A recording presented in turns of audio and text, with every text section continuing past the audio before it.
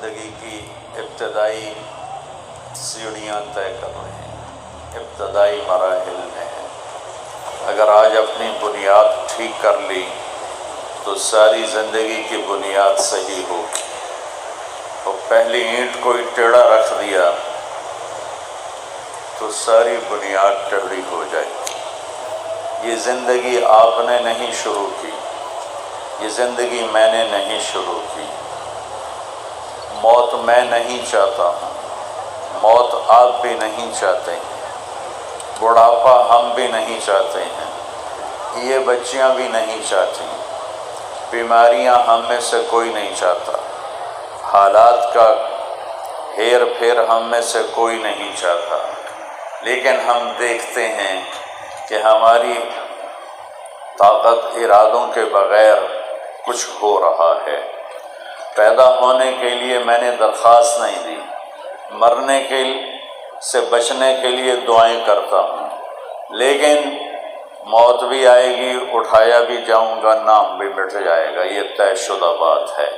یہاں مالدار کا جنازہ بھی اٹھتا ہے اور غریب کا جنازہ بھی اٹھتا ہے، تو یہ پھر کیا ہے، یہ کیوں ہے؟ اس کا سوال آپ جس یونیورسٹی میں پڑھ رہے ہیں یہ ہو یا پوری کائنات میں یونیورسٹیاں ہوں، کسی کے پاس اس بات کا جواب نہیں ہے کہ میں دنیا میں کیوں آیا ہوں، میرا دنیا میں بھیجنے والا کون ہے۔ یہ لڑکیاں بیٹھی ہیں، ان کو لڑکی کس نے بنا دیا؟ یہ لڑکے بیٹھے ہیں، ان کو لڑکے کس نے بنا دیا؟ یہ شکلیں، یہ رنگ، یہ روپ، یہ کس نے بنائے ہیں؟ اس سوال کا جواب پوری دنیا کی انسانی کتابوں میں موجود نہیں ہے۔ پھر ہم سب مرنا نہیں چاہتے اور موت ہمیں پکڑتی ہے۔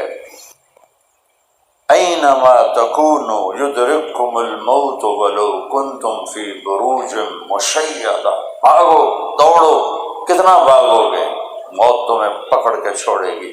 حضرت علی کا فرمان ہے، الموت لیس منہ الفوت، ان اقمتم لہ اخذکم، ان فررتم منہ ادرککم۔ موت سے بھاگ کے کہاں جاؤ گے؟ این المفر، کدھر جاؤ گے؟ آہنی دیواریں کھڑی کرو، وہ ٹوٹیں گی، بڑے بڑے محل کھڑے کرو، دیواریں وہ گریں گی، بڑے بڑے کلاشن کوفوں والے کھڑے کر دو، وہ خود بھی مریں گے، تم بھی مرو گے۔ یہ موت کیا ہے؟ یہ کہاں سے آئی ہے؟ پھر اتنے بڑے گھر میں رہنے والے کو اتنی ساری جگہ میں گڑھا کھود کے ڈال کے واپس آ جانا، وہ ہندو اس کو جلا دیتا ہے، اور کوئی اس کو پانی میں بہا دیتا ہے، کوئی اسے پرندوں کے حوالے کر دیتا ہے، کوئی اسے مٹی میں گاڑ دیتا ہے۔ یہ سارے کہاں جاتے ہیں؟ یہ وہ بڑے بڑے سوال ہیں جس کا بچوں جواب لینا ضروری ہے، ورنہ ڈی ٹریک ہو جائیں گے، اور موت پر جب پردہ اٹھے گا تو پھر ہماری حسرت اور افسوس کا کوئی عالم نہیں ہوگا۔ تو ہمیں لوٹنا پڑے گا اللہ کی طرف، اللہ کی کتاب کی طرف، اللہ کے قرآن کی طرف، ہمیں لوٹنا پڑے گا اللہ کے نبی کی طرف، اللہ کے نبی کے علم کی طرف، آپ کے فرمان کی طرف، کہ وہاں سے کیا ہے۔ تو وہاں سے آواز آتی ہے، پہلے چیلنج کے انداز میں، افحسبتم انما خلقناکم عبثا وانکم الینا لا ترجعون۔